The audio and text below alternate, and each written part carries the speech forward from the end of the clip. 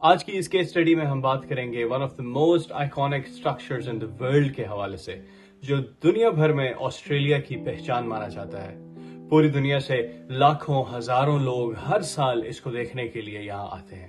جی ہاں، ہم بات کر رہے ہیں آسٹریلیا کے اندر موجود سڈنی کے اوپرا ہاؤس کی۔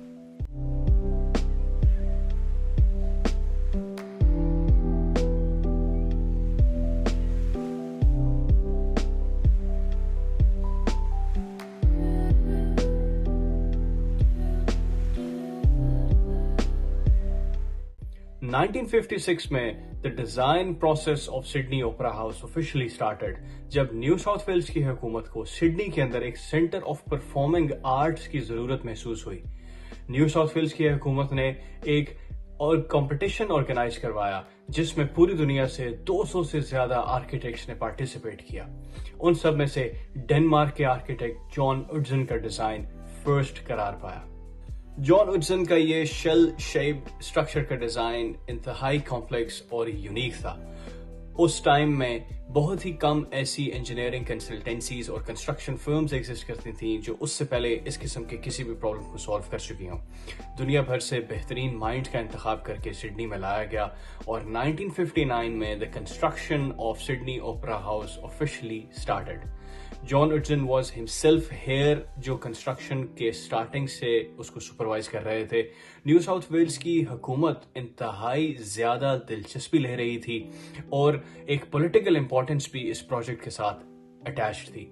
پروجیکٹ کو سالو کرنا، اس کے ڈیزائن پرابلمس کو سالو کرنا انتہائی مشکل تھا، but they were all determined to work together to make it work. The construction of Sydney Opera House required marvelous engineering solutions جو کہ اس حد تک کمپلیکس تھے کہ نیو ساؤتھ ویلز کی گورنمنٹ اور پروجیکٹ پر کام کرنے والی ٹیم ان چیلنجز کو فورسی نہ کر سکی۔ پری کاسٹ کانکریٹ شیلز کا یوز کیا گیا تاکہ شیل شیپڈ اسٹرکچر روف کی بنائی جا سکے۔ ان سب انجینئرنگ سولوشنز کی بیس پر اور امینس ریکوائرڈ مین فورس اور مین آورز کی بیس پر جو پروجیکٹ کا بجٹ تھا وہ $7 ملین جو کہ انیشلی سیٹ کیا گیا تھا، that exceeded its originally set amount and went even beyond $100 million جو کہ ایک ہیوج سیٹ بیک تھا اس ٹائم پر کام کرنے والی حکومت کے لیے۔ ایک پولیٹیکل پریشر ان کو فیس کرنا پڑا اور جو اس ٹائم پر لوگ اس پروجیکٹ پر کام کر رہے تھے ان کے لیے بھی it was a huge setback. Project faced numerous delays, کام کچھ عرصے کے لیے روک دیا گیا۔ جان اڈزن جو لیڈ آرکیٹیکٹ تھے اور اس ٹائم پر کنسٹرکشن کو بھی سپروائز کر رہے تھے، ان کو انتہائی زیادہ پریشر فیس کرنا پڑا جس کے نتیجے میں وہ کام آدھے میں چھوڑ کر آسٹریلیا سے ہمیشہ کے لیے چلے گئے۔ وہ انسان جس نے اس سڈنی اوپرا ہاؤس کا خواب دیکھا وہ آج کی ڈیٹ تک اس کو کمپلیٹڈ فارم میں نہیں دیکھ سکے۔ He refused to come back to Sydney or into Australia even have a look to the completed design. John Utzon resigned in 1966, but the project continued. Project کا کام جاری رہا۔ ایک نیو مینجمنٹ الاٹ کی گئی اس پروجیکٹ کو جنہوں نے اس project کو کمپلیٹ کرنے کی رسپانسبلٹی اٹھائی۔ کچھ ڈیزائن چینجز بھی کیے گئے لیکن روف design stayed the same because of its uniqueness and the complexity and the hard work جو کہ جان اڈزن کی طرف سے پٹ ان کیا گیا تھا۔ Even after numerous delays, budget overruns, schedule overruns, the project was finally completed in 1973 October. Despite the challenges which Opera House faced, یہ آج کے دور میں بھی ایک انتہائی منفرد اور یونیک کمپلیٹڈ اسٹرکچر ہے جو کہ اپنی ایک پریزنس اور یونیکنس کی وجہ سے اس پورے ملک کی پہچان بن چکا ہے۔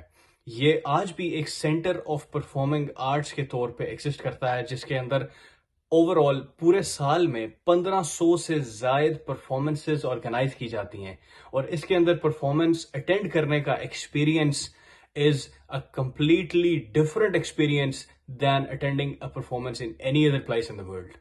سڈنی اوپرا ہاؤس ڈیفینیٹلی ایک ویژنری ڈیزائن تھا جو کہ آج کے دور میں بھی پرفیکٹلی اپلیکیبل اور ریلیونٹ ہے۔ اس کی انتہائی امپورٹنٹ کلچرل سگنیفیکنس آسٹریلیا کے اندر ایگزسٹ کرتی ہے، یہ اس بات کا بھی ایک پرفیکٹ ثبوت ہے کہ جب آرکیٹیکچر اور انجینئرنگ مائنڈس کی بریلینس کمبائن ہوتی ہے تو they ultimately create a wonder. Thank you for joining me on this case study. I truly hope that you have learned something new about the Sydney Opera House. Thank you once again and stay tuned for more case studies coming your way. Thank you.